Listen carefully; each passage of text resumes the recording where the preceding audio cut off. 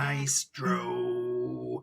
Dun, dun, dun, dun, dun, dun, dun, dun, dun, dun, Maestro. Hey guys, Professor Bill, Comic Book University, and Maestro issue number 1. Holy crap. Holy crap. Put that away in my stand. Dude, this was an incredible book. I can't even tell you how incredible this was, except I will, because here it comes after I tell you about who made this comic book. Guys, we got Peter David on writing, German Peralta on art, Jesus Abertov on color art, and Dale Keown on the opening scene art. Jason Keith on opening scene colors. So that's weird, but okay, still, I love it. Letters done by VC's Ariana Maher and Dale Keown and Jason Keith. After Kirby did the cover art. Bunch of cover arts, not getting to any of them. George Perez did the recap page art. The designer is Carlos Lau. Dude, they pulled none of, like, every single stop they possibly could. They bar none as far as, like, hold no bars, man. Stan Lee and Jack Kirby, of course, created the Incredible Hulk, and holy crap, all the people involved in the Hulk over the years, and like, I see so much of it here. Guys, we start off with Symphony in a Gamma Key, Part 1, the Overture. I don't know how many parts this is going to be. I forget. Maybe it's going to be 2. I hope there's going to be like 200. It'll probably be like 5. That's usually what Peter David does ever since he went back and started doing the symbiote Spider-Man stuff, which was really good. He's grabbing the old artists and he's going back and he's like basically telling new stories based on these old stories. And I don't think that there's a better role right now for Peter David. Guys, all of us old people, you know what I'm saying, who used to go to the comic book stores in the 80s, and we're just like, yeah, I'm just going to peruse. And the comic book store owners used to yell at us because we're only 14 and kids don't buy comics. So, you know, yeah, dude, this is going back to those days when we first saw the original Future Imperfect, that 2-part interlude, whatever, like, oh my God, this is amazing. Hulk is punching out a sentinel,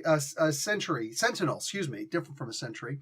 He's punching a sentinel, and all the Avengers and Wolverine, who's sometimes an Avenger, but later on, and then the Peter David time, and he's just like, hey, what's up? How you doing? You know, you doing a great job. We love you, Hulk. You're freaking awesome. And then he wakes up, and he realizes that this was kind of a dream. See, now, the way that it originally happens with him waking up, it's one of those false awakenings. Captain America walks in and says, it's actually Mysterio. Right there, I almost lost my crap. I swear to God, I almost like just took a dump everywhere. I'm like, holy crap, are you kidding me?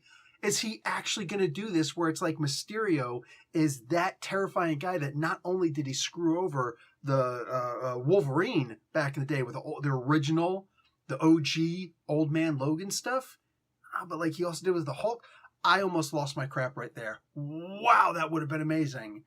What they did instead almost felt like a letdown, but it wasn't, because it's a different kind of pain that Hulk feels. It's not like Wolverine where it's like, I was tricked. No, it's more like it was inevitable. And it didn't matter, all of us heroes. This was going to happen. It's entropy, baby. And it really is saddening. And you see the first stage of the Hulk kind of losing his mind and all the little fantasies that is happening and what happens when he first wakes up. And it's AIM, yellow, not green. And he's just like, what is going on? And you see Old Man MODOK, which I wasn't expecting that. Dude had like liver spots and everything. And even though you might say, yeah, but why would it be old? He would just change the bodies, you know, like back when, Greg Pak was writing the Hulks, and he did the Fall of the Hulks and all this, and like there was all the different bodies. No, it's a little bit different. There's a reason for it, and it's a solid reason. It makes perfect sense. I freaking loved it. AIM isn't what they used to be. A new faction rose. Obviously, Hulk is going to have to take these guys out. Also, first appearance of that faction in here, the Black Scythe. Obviously, Hulk is going to have to take these guys out, and by doing that, he's going to feel like the hero, but he's massively depressed. And it's funny because Peter David, who knows the Hulk better than most of us do, I mean, he created most of these interpretations of the Hulk, specifically Gray Hulk. Oh God, I hope he goes back and does some old Joe Fixit stuff. I really hope he goes back and starts doing that after he's finished with this, man. Oh, please, Peter David, God in the sky, please do that.